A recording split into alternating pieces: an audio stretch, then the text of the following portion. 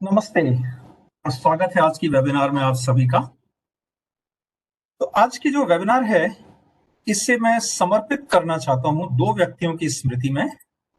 एक है मेरे स्वर्गीय दादाजी स्वामी विद्यानंद विदेह, जिन्होंने लगभग अपना पूरा जीवन वेद और संस्कृत के अध्ययन और प्रचार प्रसार में समर्पित किया।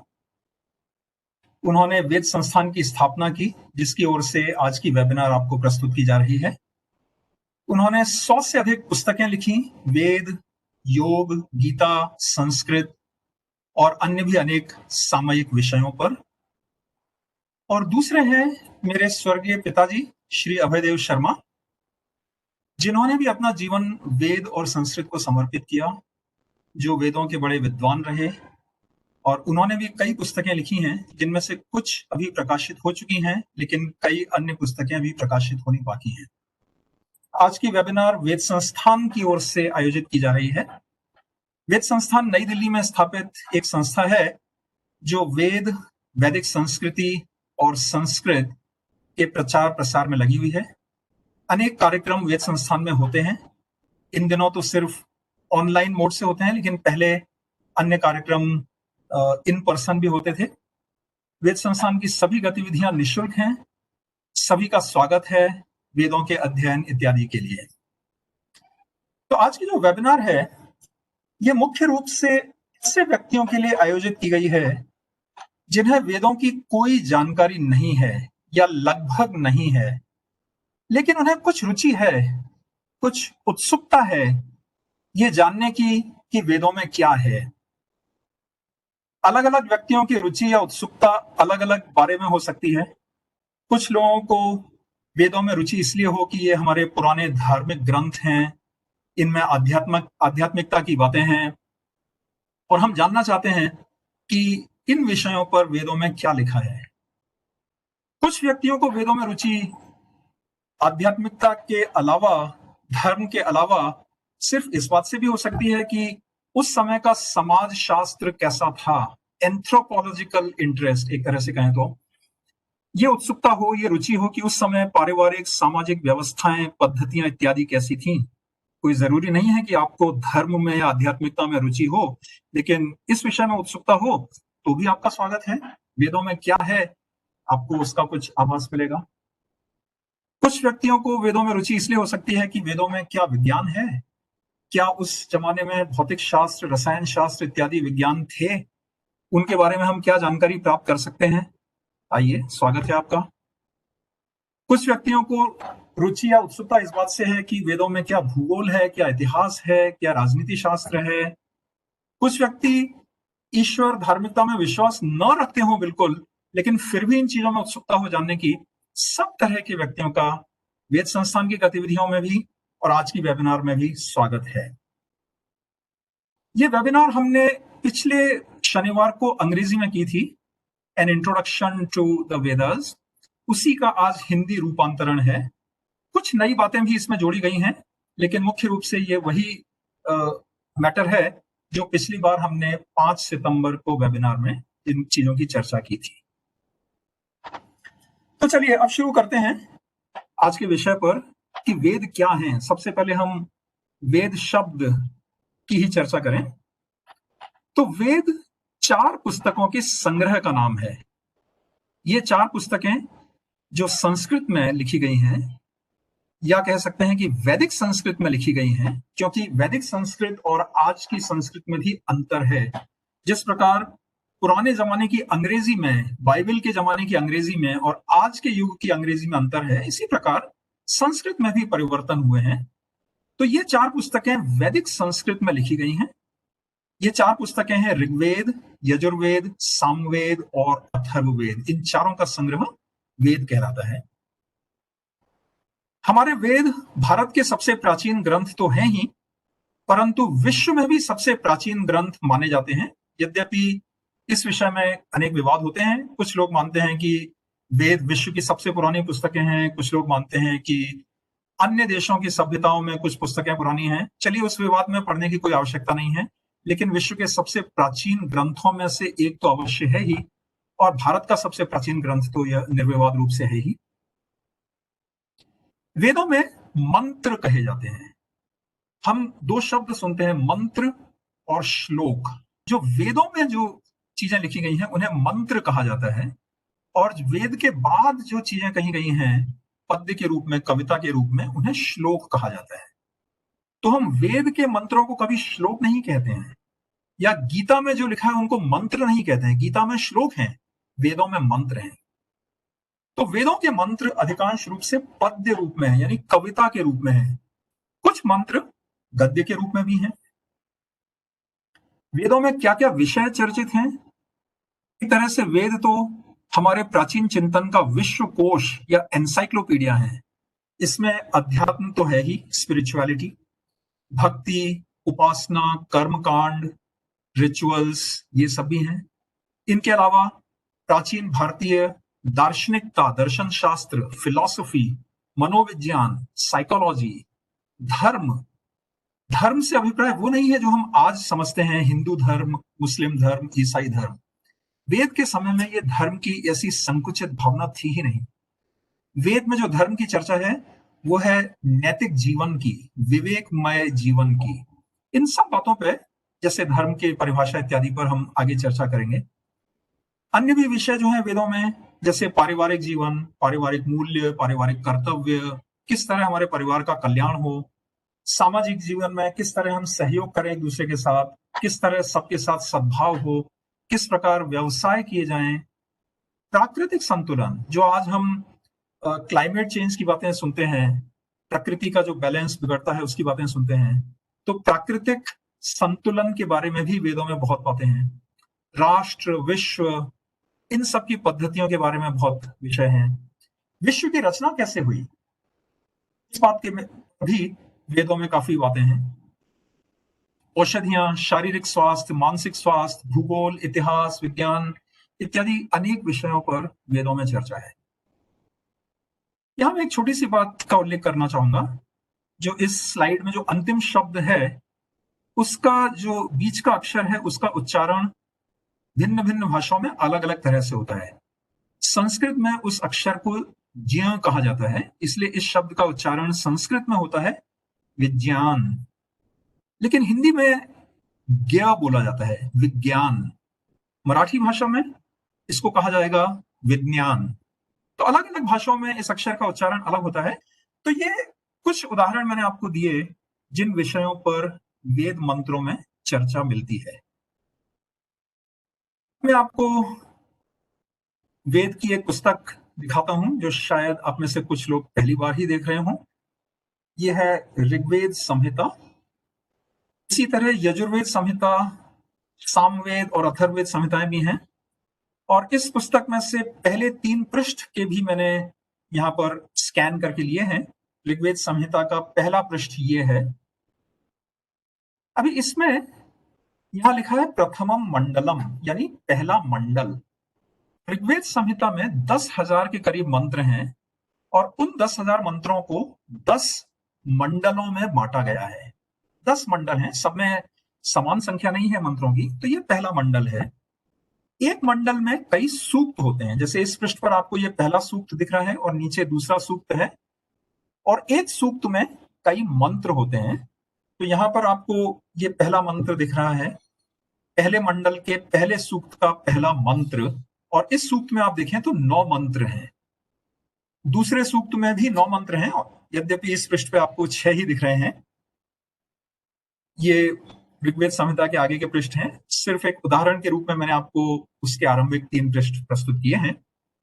तो आज के वेबिनार में हम वेदों से संबंधित अनेक विषयों की संक्षेप में चर्चा करेंगे, परिचयात्मक रूप में चर्चा करेंगे, और कुछ चुने हुए वेद मंत्रों के बारे में हम थोड़ा सा विस्तार से उनका अर्थ समझने की कोशिश करेंगे, जिनमें ये सबसे पहला मंत्र जो है उसकी भी हम चर्चा करने वाले हैं।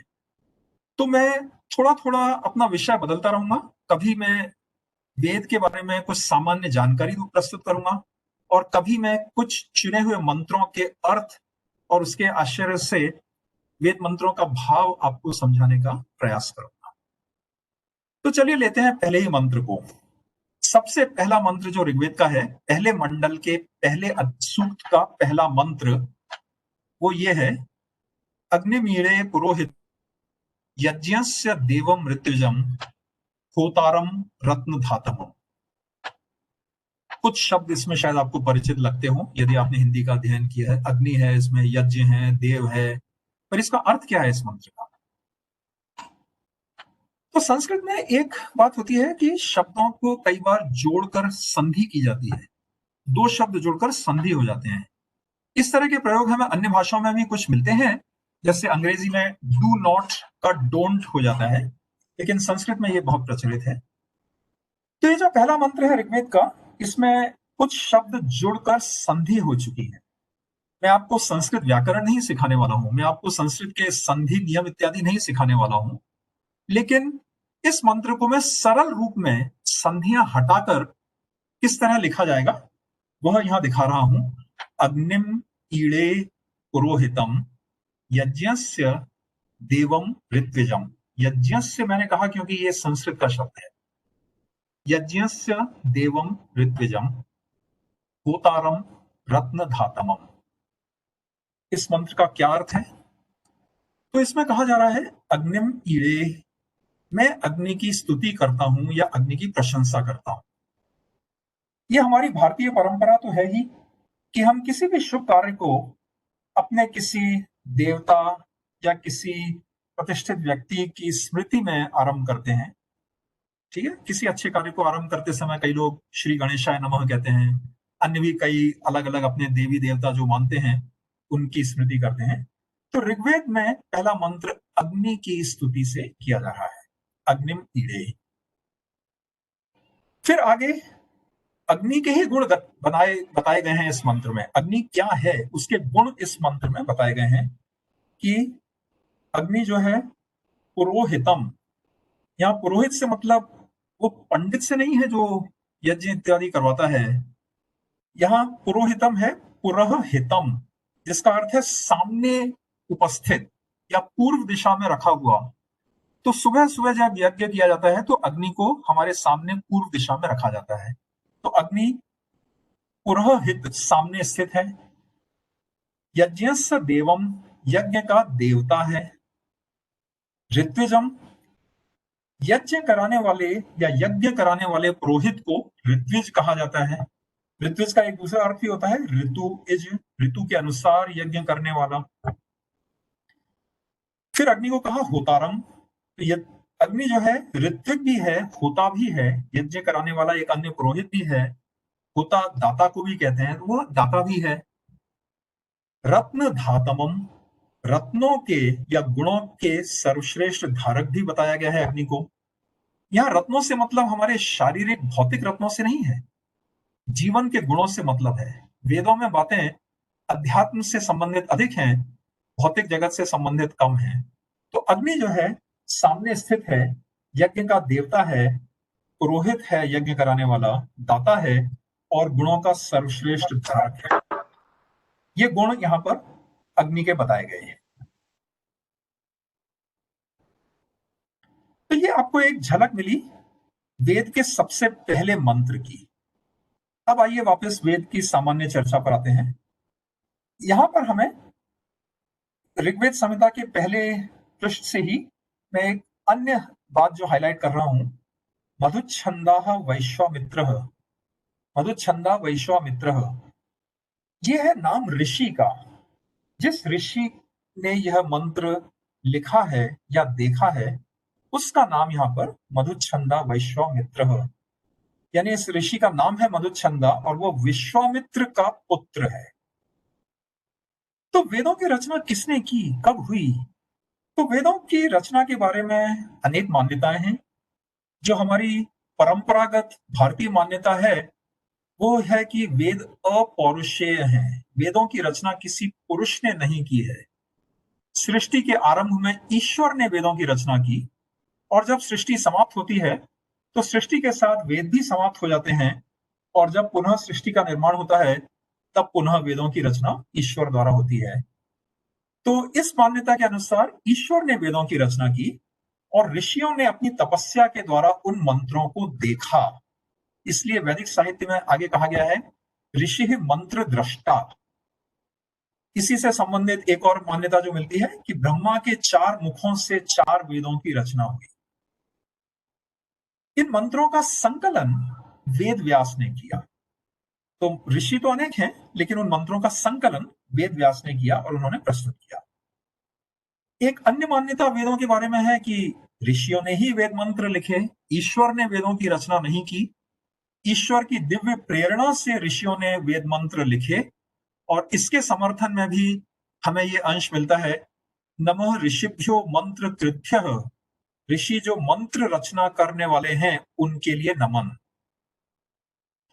इस तरह के विचार अन्य संस्कृतियों में भी मिलते हैं। जैसे अन्य धर्मों, ईसाई, मुस्लिम, यहूदी धर्मों में भी ये माना जाता है कि उनके धर्म ग्रंथों की रचना ईश्वर की प्रेरणा से या ईश्वर के द्वारा ही हुई।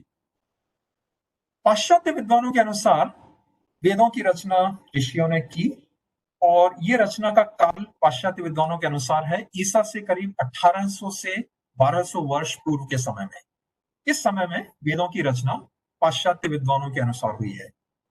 भारतीय विद्वान वेदों की रचना का समय इससे काफी पहले का मानते हैं, क्योंकि इस काल में वेदों की रचना अगर हम माने तो वेदों के बाद ब्राह्मण ग्रंथ रचे गए, फिर आरण्यक आए, फिर उपनिषद आए, फिर श्रौत सूत्र आए, और इतने सारे ग्रंथों के बाद गौतम बुद्ध आए, जिन्होंने श्रौत सूत्रों और अन्य कई कर्मकांडों का विरोध किया, और उनको पाश्चात्य विद्वान मानते हैं कि वो ईसा से 500 वर्ष पूर्व आए। तो 700-800 वर्षों में वेदों की रचना से लेके उनका इतना प्रसार, इतना अन्य साहित्य लिखा जाना, श्रौत सूत्र तक लिखे जाना, और फिर वेदों के संबंधित कर्मकांडों से कुछ लोगों का विद्रोह होना, ये सब उतने सीमित समय में होना संभव नहीं लगता है। इसलिए भारतीय विद्वानों के अनुसार वेदों की रचना इससे बहुत अधिक समय पहले हुई है। खैर, जब भी हुई हो वो एक अलग विषय है। अब हम एक और मंत्र की चर्चा करते हैं, जो शायद वेदों का सबसे प्रसिद्ध मंत्र है, जिसे हम गायत्री मंत्र कहते हैं। वैसे गायत्री मंत्र का अर्थ यह है कि जिस मंत्र में जो पद्य की रचना है वो गायत्री छंद के हिसाब से हुई है। तो वेदों में तो हजारों मंत्र हैं जो गायत्री छंद के मंत्र हैं, जिनमें 3 पंक्तियां आप कह सकते हैं, 3 अंश कह सकते हैं, जो लगभग 8 अक्षरों के होते हैं प्रायः। कभी कभी उनमें एक अक्षर कम या ज्यादा होता है, पर यह मंत्र सबसे प्रसिद्ध गायत्री मंत्र है। तत्सवितुर्वरेण्यम भर्गो देवस्य धीमहि धियो यो नः प्रचोदयात्। ये मंत्र इतना प्रसिद्ध है कि वेदों में ही कई स्थानों पर यह मंत्र आया है, और सिर्फ एक स्थान पर इस मंत्र में पहले भूर्भुवः स्वः लिखा जाता है। अन्यथा जो सबसे पहले वेद में आता है इस स्थान पर, ऋग्वेद के 3रे मंडल के 62वें सूक्त के 10वें मंत्र पर, वहां भूर्भुवः स्वः शब्द नहीं है। तो मूल गायत्री मंत्र है तत्सवितुर्वरेण्यम भर्गो देवस्य धीमहि धियो यो नः प्रचोदयात्। इस मंत्र का अर्थ क्या है? इस मंत्र में कहा जा रहा है, सवितुः देवस्य, सविता देव के। सविता देव कौन है? सूर्य को सविता कहा जाता है। सवितुः देवस्य, सविता देव के, वरेण्यम भर्गः, उस वर्ण करने योग्य तेज का, धीमहि हम ध्यान करते हैं। सूर्य देव का तेज, जो उनका तेज प्रकाश है, वह वर्णीय है, हम सब के लिए वर्ण करने योग्य है, हम सब के लिए उसका अनुपालन करना चाहिए, उसका हम ध्यान करते हैं। तो ये मंत्र ध्यान का मंत्र है, मेडिटेशन का मंत्र है। इस मंत्र के द्वारा प्रातः काल सूर्योदय के समय सूर्य के तेज का ध्यान किया जाता है। और क्यों ध्यान किया जाता है? यह नः धियः प्रचोदयात्, जो हमारी बुद्धियों को प्रेरित करे। तो वो ध्यान किया जाता है ताकि हमारी बुद्धियां प्रेरित हों, अच्छे कार्यों में लगे। तो यह है प्रसिद्ध गायत्री मंत्र, उसके शब्द और उसका अर्थ। तो गायत्री मंत्र की चर्चा हुई, और अब फिर से हम वेद की कुछ सामान्य जानकारी लेते हैं। तो वेद शब्द का अर्थ क्या है? वेद का अर्थ है ज्ञान।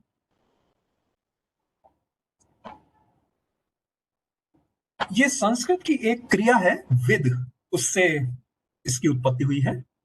विद का अर्थ होता है ज्ञान, और विद से ही शब्द बने हैं विद्वान, विद्या, ये सब विद्या से ही संबंधित शब्द हैं। वेदों को अन्य भी कई नाम दिए गए हैं, जिनमें से कुछ हैं संहिता। मैंने जो आपको पुस्तक का आवरण दिखाया था, उस पर ऋग्वेद संहिता लिखा है। संहिता का अर्थ है कलेक्टेड, जिसको एकत्रित किया गया है। तो वेद व्यास जी ने इन मंत्रों को एकत्रित किया था, इसलिए ये संहिता है। वेदों को श्रुति भी कहा जाता है, क्योंकि इन्हें श्रुति परंपरा से एक पीढ़ी से दूसरी पीढ़ी तक पहुंचाया गया, जिसकी चर्चा भी हम कुछ समय के बाद करेंगे। वेदों में क्या विषय हैं, क्यों चार अलग अलग वेद हैं? वैसे तो हमने पहले देखा ही था कि वेदों में अनेक विषयों की चर्चा है, लेकिन मुख्य रूप से ऋग्वेद का जो फोकस है, ऋग्वेद का जो मुख्य बिंदु है, वो है विविध देवताओं की प्रशंसा और स्तुति और उनसे प्रेरणा प्राप्त करना। और ऋग्वेद को कहा जाता है कि ये विचार और ज्ञान की पवित्रता का ग्रंथ है। विचारों की पवित्रता, ज्ञान की पवित्रता।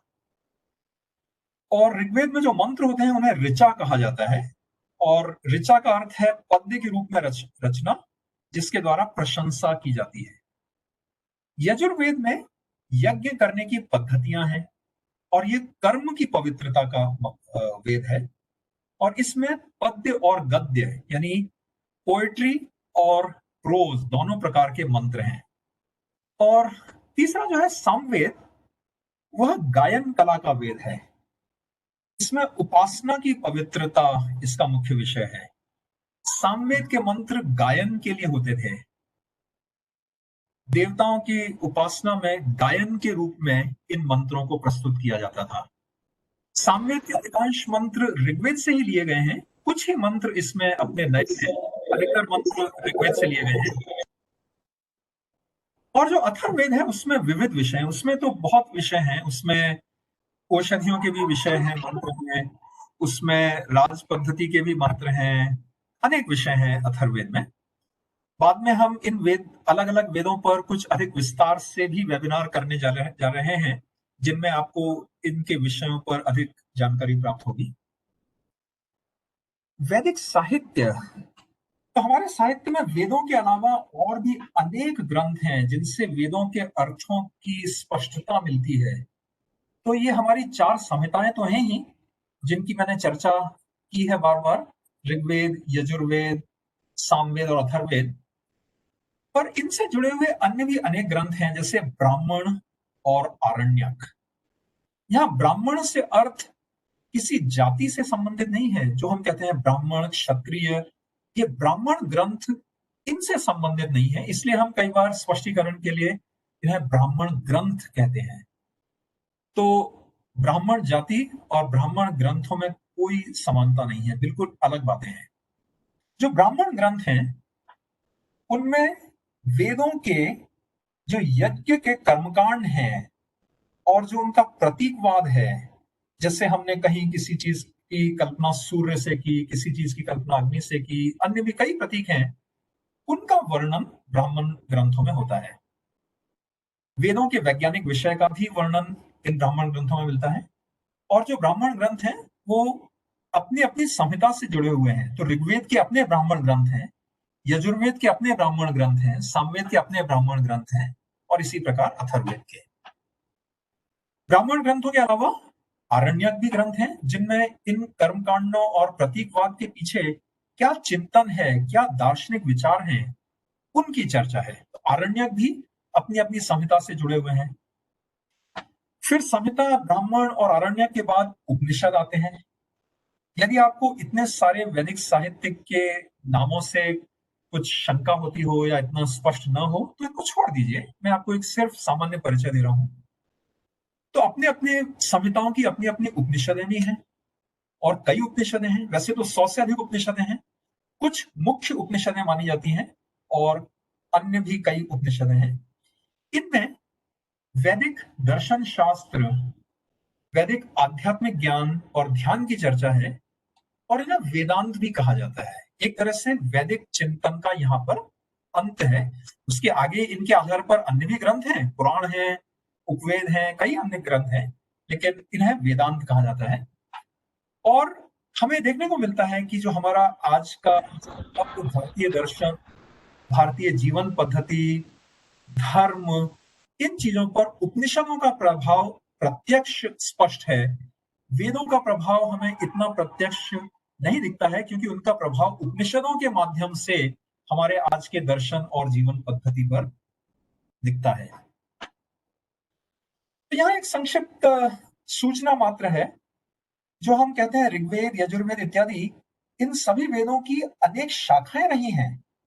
तो ऐसा नहीं है कि सिर्फ एक ऋग्वेद रहा है। ऋग्वेद की 21 शाखाओं की चर्चा हमें पुराने ग्रंथों में मिलती है, लेकिन आज हमें वो 21 शाखाएं उपलब्ध नहीं है। समय के चक्र से अनेक शाखाएं अनुपलब्ध हो चुकी हैं। आज सिर्फ 2 शाखाएं हमें पूर्ण रूप से मिलती हैं, और जो अधिक प्रचलित शाखा है वो शाकल ऋग्वेद कहलाती है।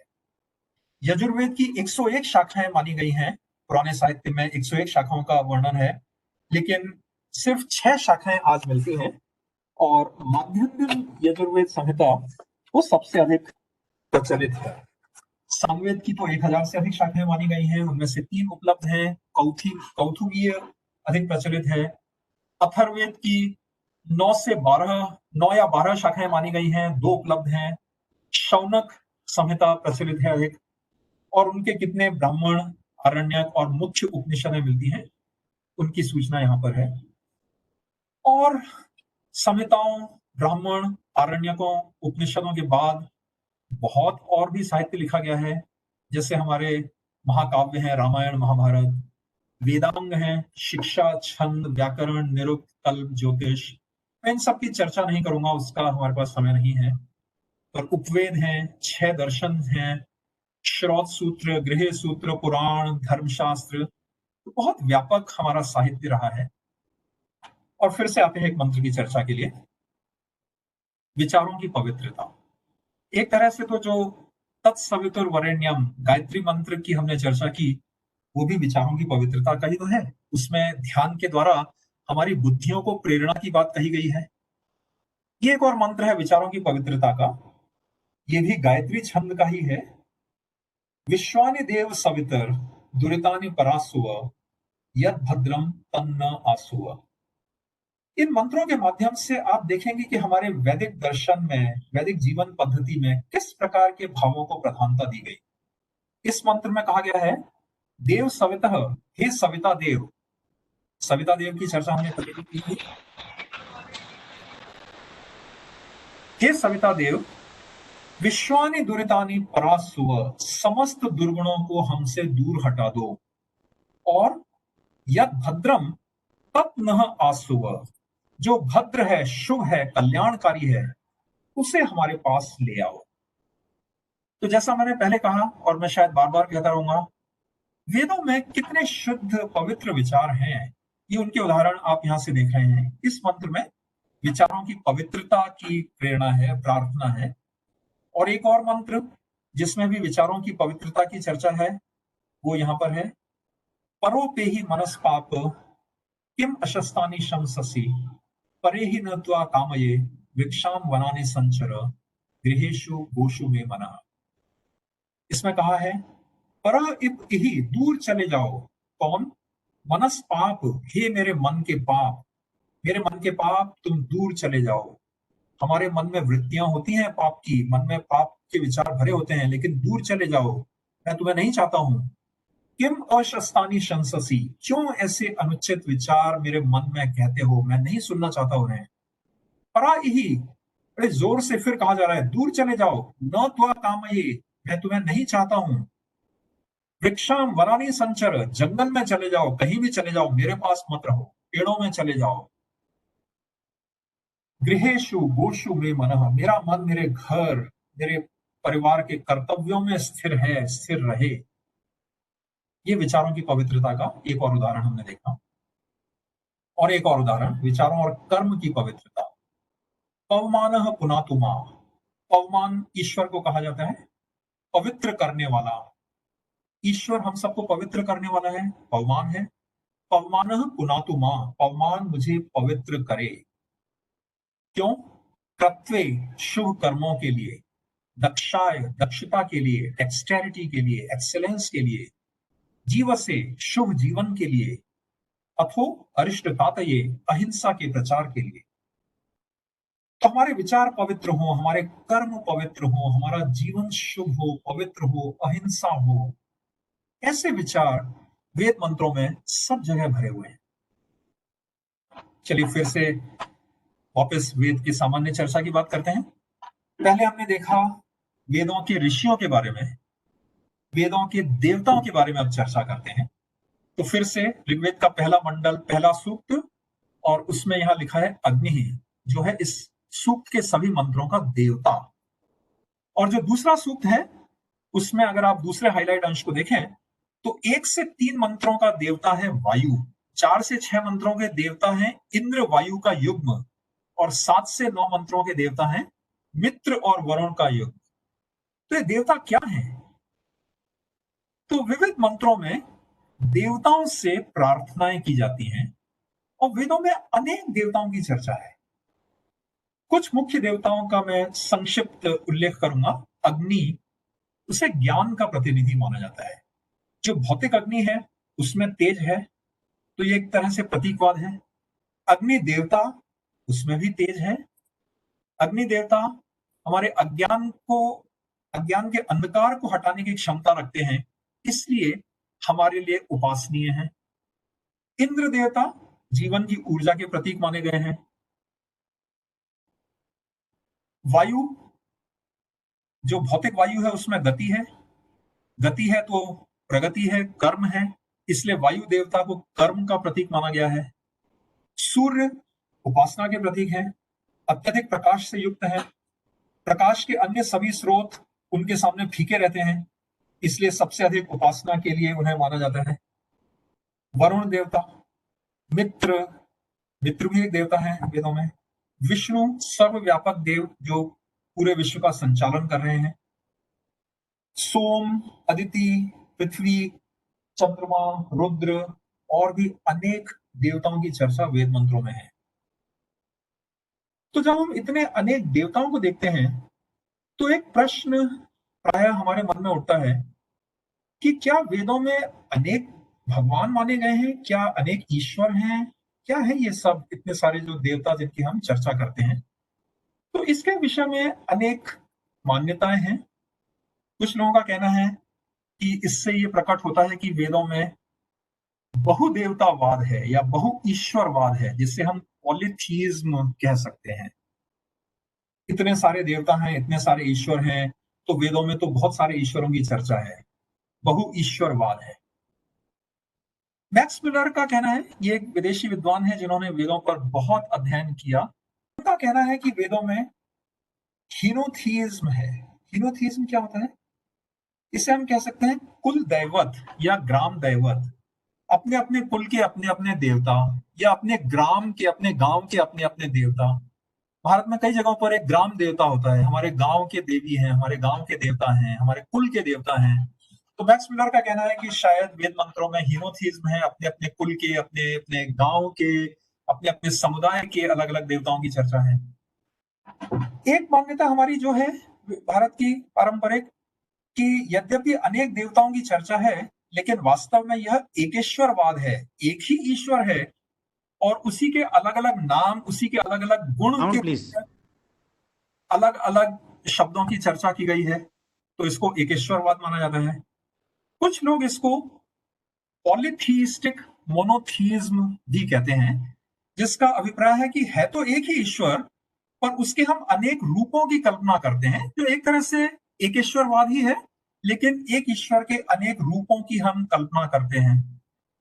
तो इसको आप अपनी इच्छा के अनुसार बहुईश्वरवाद माने, एकेश्वरवाद माने, जो भी मानना चाहें, लेकिन वेद में प्रमाण मिलता है कि वस्तुतः यह एकेश्वरवाद ही है, मोनोथीज्म ही है, एक ही ईश्वर की कल्पना है। जैसे ऋग्वेद का मंत्र है, ये जो मैंने संख्या लिखी है, री 1, 164, 46, सभी मंत्रों में आप ये देखेंगे, इसका अर्थ है कि ये ऋग्वेद का मंत्र है, ऋग्वेद का पहला मंडल, उसका सूक्त संख्या 164 और मंत्र संख्या 46। इसमें कहा है, इंद्रम मित्रम वरुणम अग्निम आहुः अथो दिव्य स सुपर्णो गरुत्मान। यानी इंद्र, मित्र, वरुण, अग्नि, दिव्य, सुपर्ण, गरुत्मान, ये अनेक शब्द कहे जाते हैं। एकम सद विप्राह बहुधा वदंती, एक ही सत्य को विद्वान लोग, ज्ञानी लोग अलग अलग नामों से पुकारते हैं। ये सब एक ही हैं। अग्निम यमम मातरिश्वानम आहुहु, उनको हम अग्नि भी कहते हैं, यम भी कहते हैं, मातरिश्वा भी कहते हैं। तो ये सब नाम अलग अलग हैं। अलग अलग विद्वान लोग एक ही सत्य को अनेक नामों से पुकारते हैं। ईश्वर एक ही है। ये एकेश्वरवाद का प्रमाण है वेद मंत्रों में। एक और मैं आपको उदाहरण दूंगा एकेश्वरवाद का। ये इस तरह की बातें हम कई जगह देख सकते हैं। ये यजुर्वेद के 32वें अध्याय का पहला मंत्र है। यजुर्वेद में आपको दो ही संख्याएं मिलेंगी, वहां अध्याय और उसमें मंत्र होते हैं। ऋग्वेद में मंडल, सूक्त और मंत्र होते हैं, यजुर्वेद में अध्याय और उनके मंत्र होते हैं। तदेव अग्नि, वही अग्नि है। तद आदित्य, वह आदित्य है, सूर्य है। तद वायु, उसी को हम वायु कहते हैं। तदु चंद्रमा। अब तो शायद आप थोड़ी बहुत वेद की संस्कृत समझ भी पा रहे होंगे। वही चंद्रमा है। तदेव शुक्रम, तद ब्रह्म, वही शुक्र है, वही ब्रह्म है। ताह आपह, वही जल है। स प्रजापति, वो कौन है? वो प्रजापति है जिसने विश्व की रचना की है। उसी को हम अग्नि, आदित्य, वायु, चंद्रमा किसी भी नाम से बोलते हैं, लेकिन सब है वह एक ही। प्रजापति, ब्रह्म, शुक्र, अग्नि एक ही है। ईश्वर के बारे में कुछ अन्य जो बातें वेदों में मिलती हैं। न तस्य प्रतिमा अस्ति यस्य नाम महद यशः, ईश्वर की कोई प्रतिमा नहीं है, ईश्वर की कोई लाइकनेस नहीं है, ईश्वर का कोई रूप हम नहीं बना सकते हैं। ईश्वर जो है वही है, उनकी कोई लाइकनेस, कोई प्रतिमा नहीं है। और ईश्वर के महान नाम और यश हैं, उसकी चर्चा की जा रही है कि उसकी कोई प्रतिमा नहीं है। एशो ह देव प्रदिशोन सर्वाह, निश्चय से वह देव सब दिशाओं में विस्तरित है। उसी के अगले मंत्र में ये कहा गया है। तो इनसे आपको स्पष्ट होगा कि वेदों में एकेश्वरवाद है। हम चाहे कुछ विद्वान उसे बहु ईश्वरवाद कहें, कुछ उसे कुल दैवतवाद कहें, लेकिन वस्तुतः एक ही ईश्वर के अनेक नामों से, अनेक रूपों से हमने चर्चाएं वेदों में देखी हैं। आइए वापस आते हैं वेद के बारे में सामान्य जानकारी की, उन कुछ मंत्रों की चर्चा के बाद। यह बहुत ही रोचक प्रसंग है कि वेदों का ज्ञान किस प्रकार पीढ़ी दर पीढ़ी अनेक वर्षों तक हमने सुरक्षित रखा। वेदों का ज्ञान आरंभ में मौखिक परंपरा से प्रचलित रहा और उसी से सुरक्षित रहा। जब वेदों की रचना हुई, जब भी हुई, उस समय लेखन की पद्धति थी या नहीं पता नहीं। बाद में ब्राह्मण ग्रंथों के समय तक तो लेखन की पद्धति थी ही, उनके उल्लेख मिलते हैं। लेकिन उस समय आज के जैसे कागज इत्यादि तो नहीं थे। उस समय पांडुलिपियां लिखी जाती थी ताड़ पत्र आदियों पर, पत्तों को सुखाकर और फिर उन पर लिखा जाता था। लेकिन वो ताड़पत्र इत्यादि बहुत अधिक समय तक चलते नहीं थे, इसलिए उनकी सीमित आयु होती थी। तो उन पांडुलिपियों के समाप्त होने की शंका, समस्या रहती थी। और लेखन की पद्धति से हमारे उस समय के ऋषियों को, विद्वानों को यह भी आशंका थी कि मंत्रों में कुछ अंश भ्रष्ट न हो जाएं, कोई गलती से कोई एक गलत अक्षर लिख दिया गया और बाद में प्रतिलिपि से प्रतिलिपि में वही गलतियां होती जाएं। वेदों को इतनी सावधानी से सुरक्षित रखा गया है कि उनमें एक अक्षर का भी अंतर नहीं हुआ। वो हमें कैसे मालूम पड़ता है, वो आप देखने जा रहे हैं अभी कुछ ही समय में। तो जो पहले पांडुलिपियां होती थी वो ताड़पत्रों इत्यादि ऊपर होती थी। ये कुछ मैंने फोटो दिए हैं आपके जानकारी के लिए, ऐसे पांडुलिपियां लिखी जाती थी। सबसे प्राचीन उपलब्ध पांडुलिपि नेपाल में पाई गई थी, जो करीब 1040 ईस्वी वर्ष के आसपास लिखी गई थी। लेकिन पुरानी पांडुलिपियां होती थी, लेकिन वो अब उपलब्ध नहीं है। वेदों को कैसे सुरक्षित रखा गया? करीब 2000 वर्षों तक या उससे भी अधिक समय तक सिर्फ मौखिक परंपरा से वेदों को सुरक्षित रखा गया। गुरुकुलों में विद्यार्थी पढ़ने जाते थे।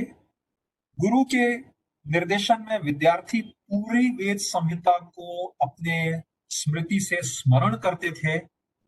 बहुत परिश्रम होता था, उन्हें स्मरण करते थे।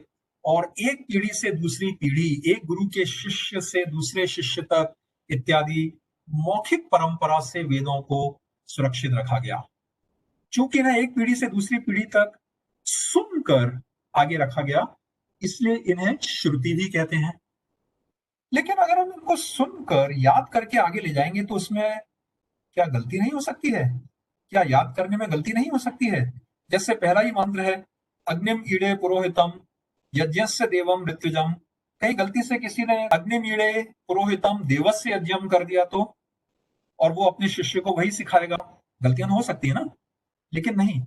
जिस पद्धति से हमने वेदों को सुरक्षित रखा है, जिसका उदाहरण आप अभी देखने वाले हैं कुछ ही मिनटों में, उसमें इस तरह की गलतियों की संभावना को पूरी तरह से निकाल दिया गया।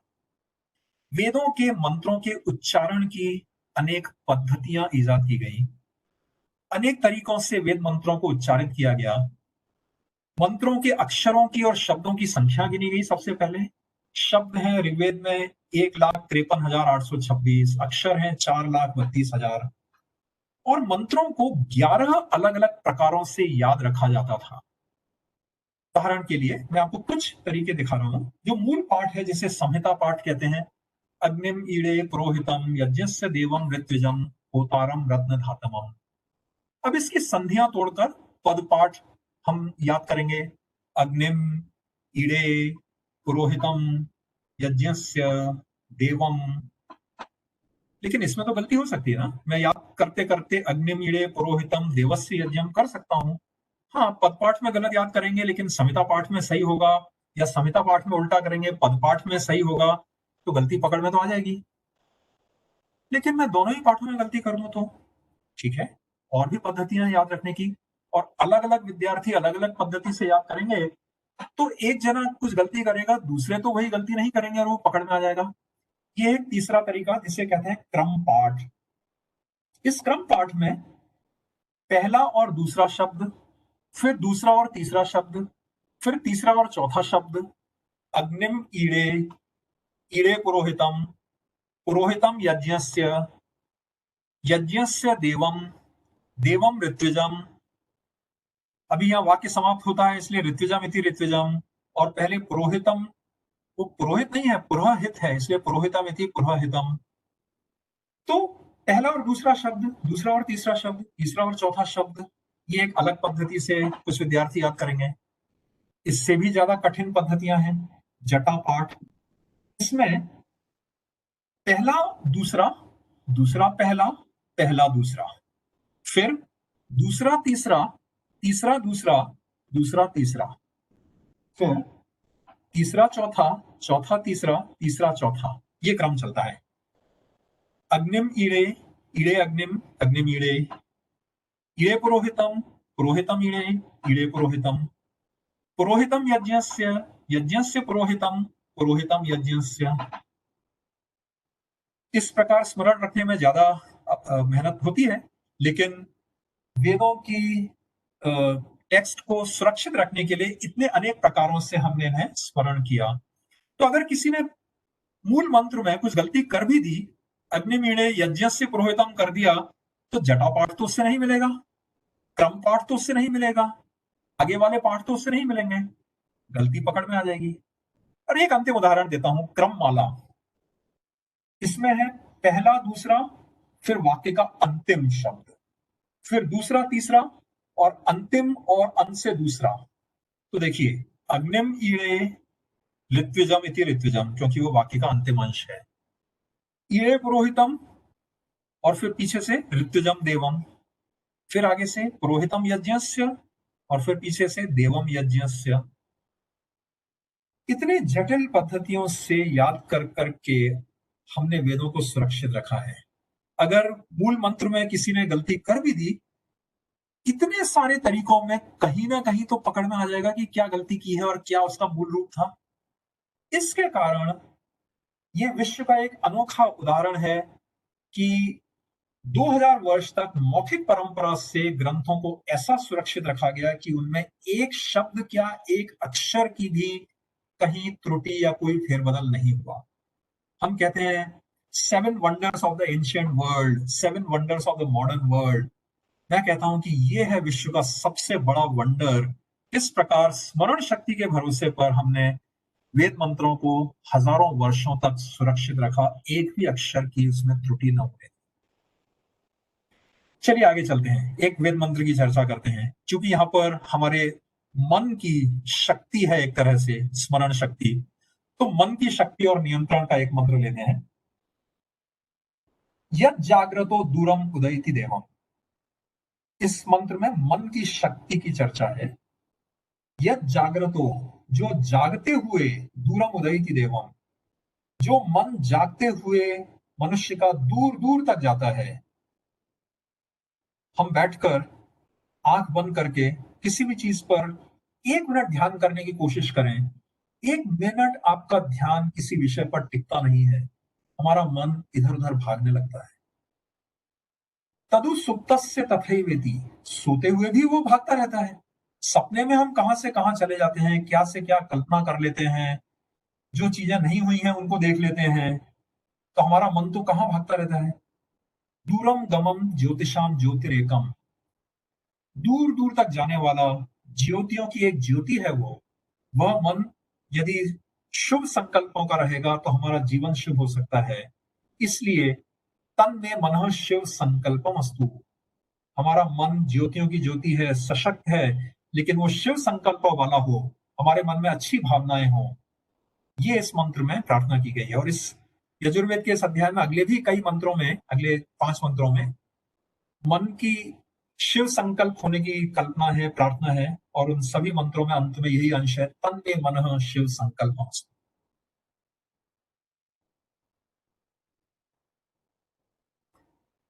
आगे एक चर्चा करते हैं। वेद धर्म ग्रंथ माने जाते हैं। ये भी कहा गया है वेद अखिल धर्म मूलम। लेकिन जो वेद में धर्म की चर्चा है वो, जैसा मैंने पहले भी कहा, कि आजकल जो हम धर्म शब्द बोलते हैं उससे संबंधित नहीं है। वेद में जो धर्म है वो है नैतिक गुण, भलाई।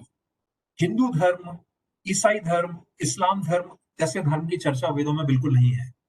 धर्म है नैतिक गुण, क्या हमारे में गुण होने चाहिए, क्या हमारा विवेकमय जीवन होना चाहिए, उसकी चर्चा वेदों में है। तो धर्म का अर्थ है नैतिक गुण जो हमारे जीवन में होने चाहिए, जो हमारे वेदों में उनकी कल्पना और प्रेरणा की गई है।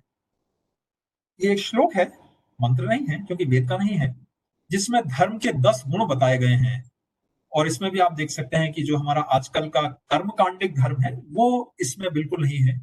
धर्म के 10 गुण हैं धृति, दृढ़ निश्चय, क्षमा, माफ करना, दम, आत्मनियंत्रण, बुराइयों से दूर रहना, अस्तेय, चोरी नहीं करना, शौच, व्यक्तिगत स्वच्छता, पवित्रता, इंद्रिय निग्रह, इंद्रियों पर नियंत्रण, धी, बुद्धि, समझदारी, विद्या, सत्य, अक्रोध।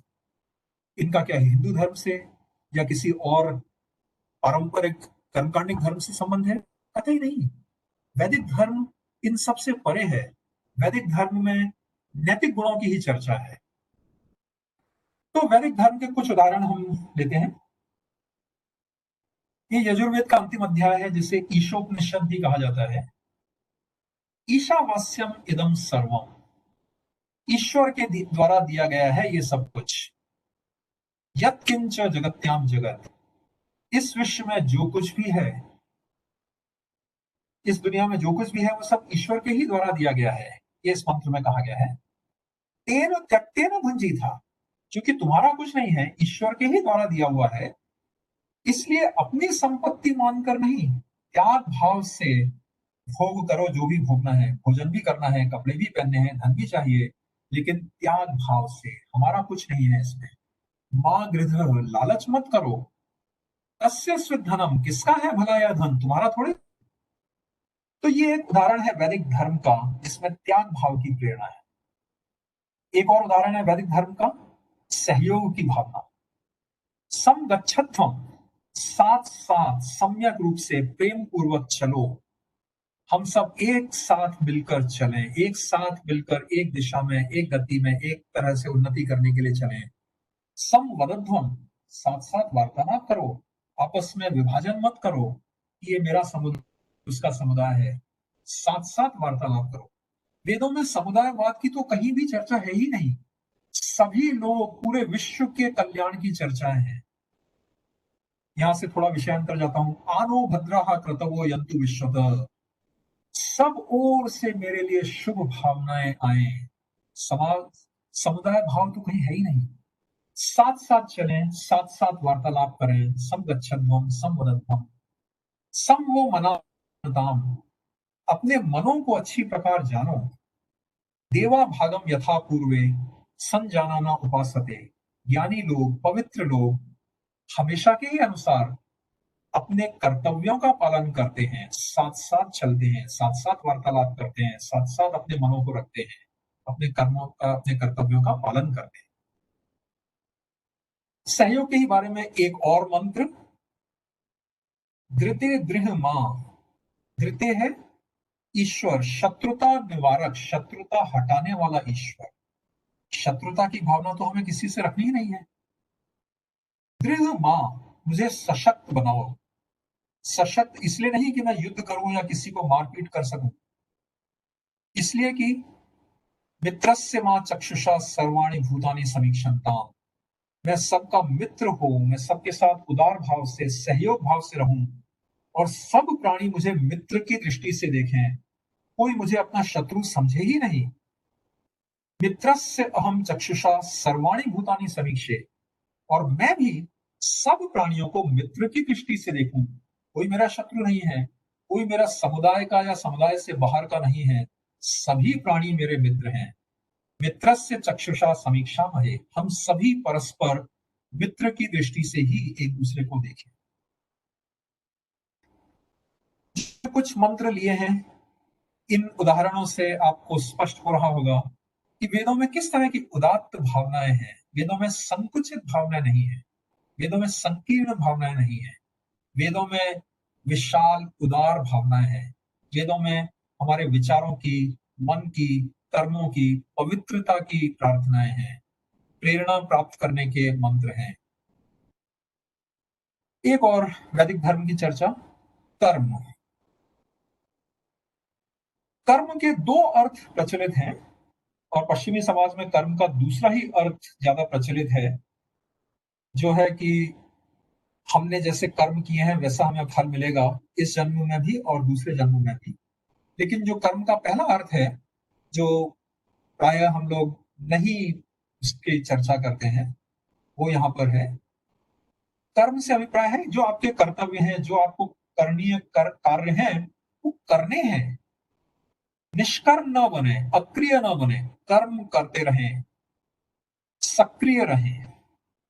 कुर्वन् नेवेह कर्माणि, कर्म करते हुए ही, यहाँ पर इस पृथ्वी पर कर्म करते हुए ही, जिजीविषेत शतम समाह, इच्छा करें 100 वर्ष तक जीने की। हमें दीर्घायु की कामना है, लेकिन निष्क्रिय होकर नहीं, बीमार होकर बिस्तर पर पड़ गए वैसे नहीं, सक्रिय रहते हुए ही हमें यहाँ जीना है 100 वर्ष तक। एवं त्वयि नान्यथ हेतोस्ति, इससे अलग कोई रास्ता नहीं है। न कर्म लिप्यते नरे, ताकि मनुष्य कर्म से आसक्ति रहित रहे। हमारी कर्मों से आसक्ति न हो जाए कि हमें भोग भोगने हैं, उनसे आसक्ति हो गई। निरासक्त होकर, निर्लिप्त होकर हमें कर्म करने हैं, ये प्रेरणा इस मंत्र में है। और यही भावना गीता के उस प्रसिद्ध श्लोक में है। जैसा कि मैंने पहले कहा, वेदों के मंत्र होते हैं, अन्य ग्रंथों के श्लोक होते हैं। गीता में मंत्र नहीं है, श्लोक है। वेदों में श्लोक नहीं है, मंत्र है। तो ये वैदिक मंत्र है कर्म के बारे में, जिसकी चर्चा गीता के एक श्लोक में और एक से अधिक श्लोकों में हुई है। ये बहुत प्रसिद्ध श्लोक है गीता का, आपने सुना होगा शायद। कर्मण्येवाधिकारस्ते, तुम्हारा अधिकार कर्म करने में है, कर्म करना है, ये तुम्हारा अधिकार है और कर्तव्य भी है। मां फलेषु कदाचन, लेकिन कर्म के फल में, कर्म का क्या परिणाम होगा, उसमें तुम्हारा अधिकार नहीं है। मां कर्म फल हेतुर्भू, कर्म के फल का प्रयोजन मत बन जाओ। मां ते संगः अस्तु अकर्मणि, तुम्हारा अकर्म से संग न हो जाए। वापिस एक मंत्र पर आते हैं। वैदिक धर्म, या इस जिसको हम वैदिक धर्म कह रहे हैं, इसे हम वैदिक जीवन पद्धति भी कह सकते हैं। यहां पर सत्य की चर्चा है। कहते हैं अग्ने व्रत पते, अग्नि से कहा जा रहा है कि तुम व्रतों के स्वामी हो, तुम व्रतों के पति हो। हम तुम्हारी साक्षी में एक व्रत ले रहे हैं, मैं एक व्रत ले रहा हूं, मैं एक प्रतिज्ञा कर रहा हूं। क्या प्रतिज्ञा कर रहा हूं वो इस मंत्र के अंत में आता है। इदम अहम अनृतात् सत्यम उपैमि, कि मैं असत्य से दूर सत्य के पास जाता हूं, मैं असत्य को छोड़ना चाहता हूं, सत्य का पालन करना चाहता हूं। मैं ये प्रतिज्ञा करना चाहता हूं कि मैं असत्य को छोड़कर सत्य के पास जाऊंगा। लेकिन ये काम सरल नहीं है। इसलिए हे अग्नि, मैं तुम्हारी साक्षी में, तुम व्रतों के मालिक हो, व्रतों के स्वामी हो, तुम्हारी साक्षी में ये व्रत ले रहा हूं और कह रहा हूं कि मैं व्रतम चरिष्यामि, मैं इस व्रत का पालन करूंगा। मन शायद दुर्बल हो सकता है, इसलिए ठोक ठोक कर बार बार कहा जा रहा है तत्शकेयम, हे अग्नि, मैं उसे कर सकूं।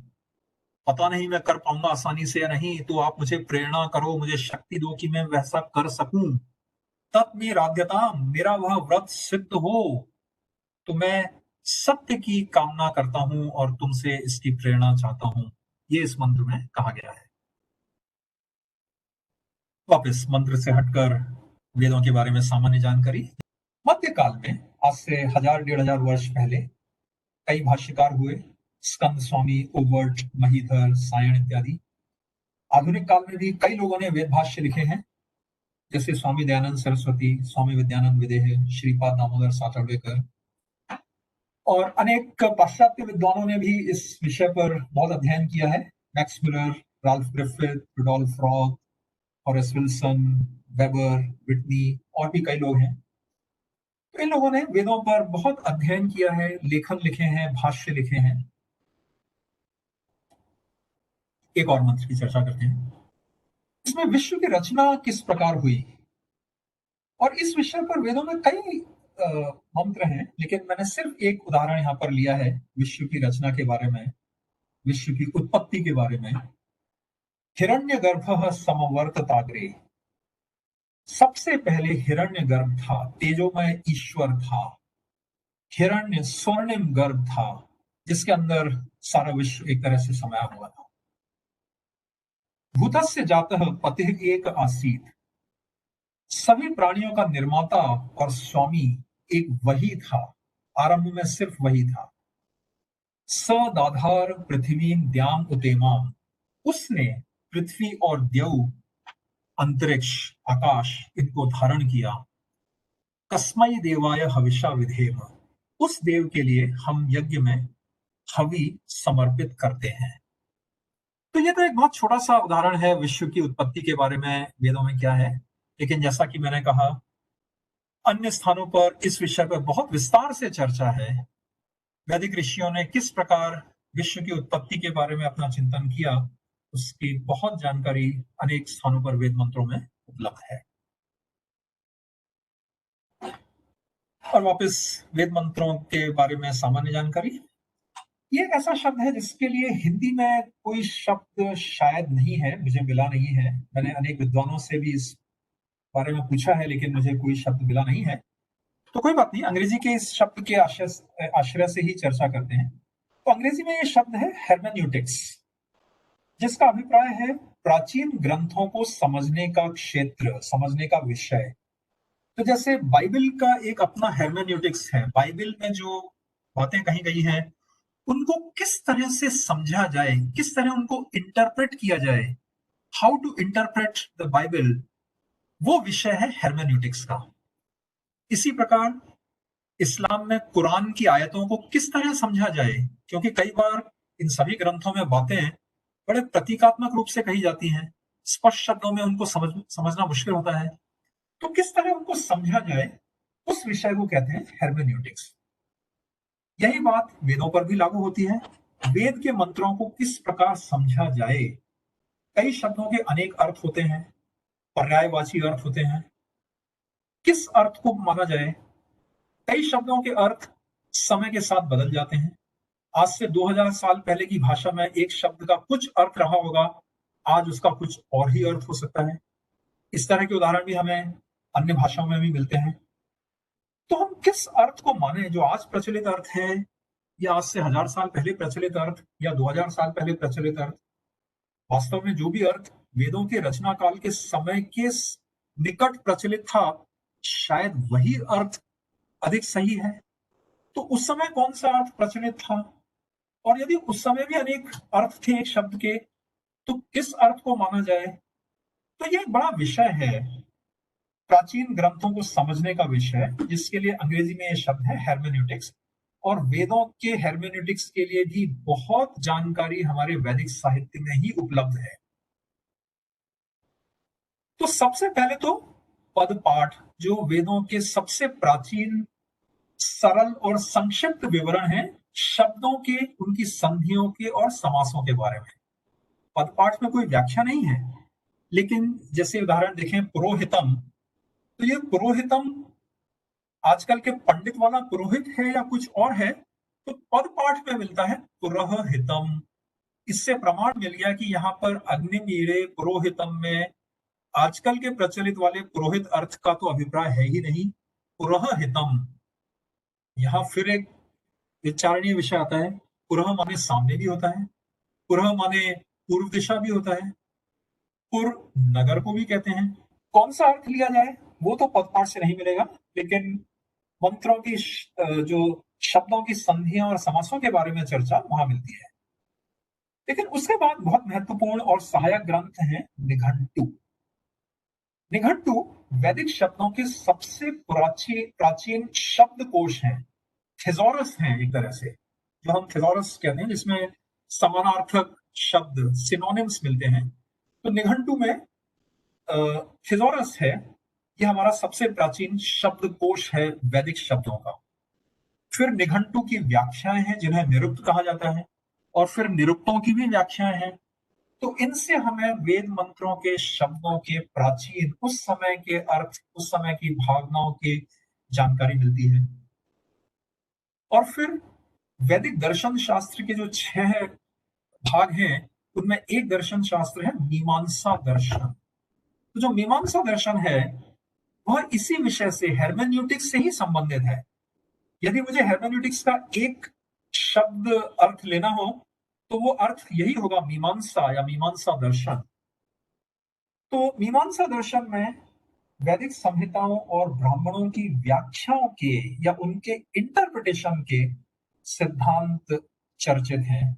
उनमें भाषा शास्त्र की चर्चा है मीमांसा दर्शन में, और धर्म विषयक दार्शनिक सिद्धांत हैं। तो मंत्रों और ब्राह्मणों की इंटरप्रिटेशन किस प्रकार की जानी चाहिए, वो चर्चा मीमांसा दर्शन में मिलती है। तो इन प्राचीन ग्रंथों के माध्यम से, उनके आश्रय से, उनके सहारे से हम वेदों के मूल अर्थों को पकड़ने का प्रयास कर पाते हैं। और वापस एक मंत्र पर आते हैं, यह हमारा आज का अंतिम मंत्र होगा। इस मंत्र में पारिवारिक जीवन की चर्चा है। मैंने प्रयास किया है कि वेद के अनेक पहलुओं के कुछ उदाहरण प्रस्तुत करूं। यहाँ एक पारिवारिक जीवन की बात करते हैं, तो इसमें दंपत्ति को, पति पत्नी को आशीर्वाद दिया जा रहा है। इहैव स्तम, तुम दोनों एव यहीं पर रहो। मां वियौष्टम, कभी न बिछड़ो। विश्वम आयुर्व्यश्नुतम, दीर्घ आयु को प्राप्त करो। क्रीडन्तु पुत्रैहि नप्तभिः, पुत्रों और पौत्रों के साथ खेलते हुए मोदमानो स्वे गृहे, अपने घर में सुखी रहो। तो युगल को, दंपति को आशीर्वाद दिया जा रहा है, दीर्घायु प्राप्त करो, साथ में रहो, कभी बिछड़ो नहीं, पुत्रों और पौत्रों का आनंद अनुभव करो और अपने घर में सुखी रहो। तो इसके साथ ही हमारी आज की मुख्य चर्चा समाप्त हुई। कुछ मिनटों में मैं इसका सारांश और आगे हम किस प्रकार अध्ययन करना चाहें उसकी कुछ झलक देना चाहेंगे। पहले हमने वेदों की प्रासंगिकता की बात की। वेद हमारे लिए महत्वपूर्ण है। वेद हमारे आधुनिक दर्शन शास्त्र, मनोविज्ञान, इन सब के आधार हैं।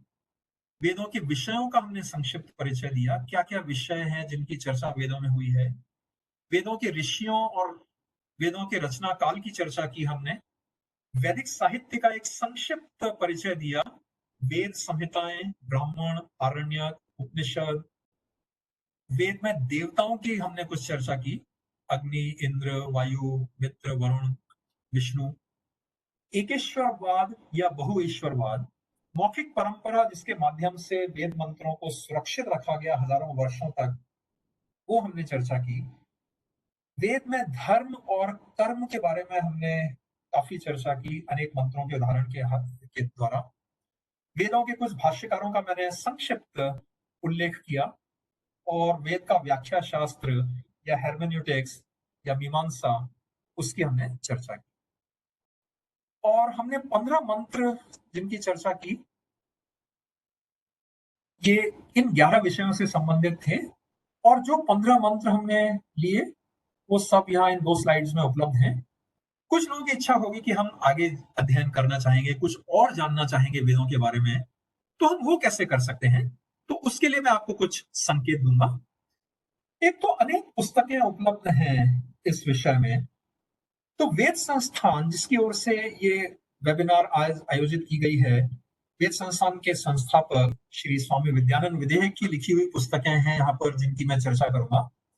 उन्होंने वेदालोक नामक एक बहुत महत्वपूर्ण ग्रंथ लिखा है जिसके 2 भाग हैं और इसमें चारों वेदों के चुने हुए लगभग 750 मंत्र विविध विषयों पर, तो लगभग 5% वेद मंत्र इस 2 भागों की पुस्तक में उपलब्ध हैं। तो अनेक विषयों पर उनकी चर्चा, उनकी व्याख्याएं इस पुस्तक में उपलब्ध है। तो यदि आप वेदों का और गहराई से अध्ययन करना चाहते हैं तो वेदालोक पुस्तक बहुत ही महत्वपूर्ण है। स्वामी जी ने वेद व्याख्या ग्रंथ नाम से भी एक पुस्तक लिखी है जिसके कुछ अंश श्री अभयदेव शर्मा ने लिखे हैं। इसमें यजुर्वेद के 1 से लेकर 20 तक के और अंत के 2 39वें और 40वें अध्यायों की व्याख्या है। स्वामी विदेह का लिखा हुआ एक अंग्रेजी का भी ग्रंथ है, an exposition of the Vedas, जिसमें चारों वेदों के पहले सूक्त या अध्याय की व्याख्या है। इनके अलावा कई अन्य ग्रंथ जो मेरे ध्यान में आए हैं।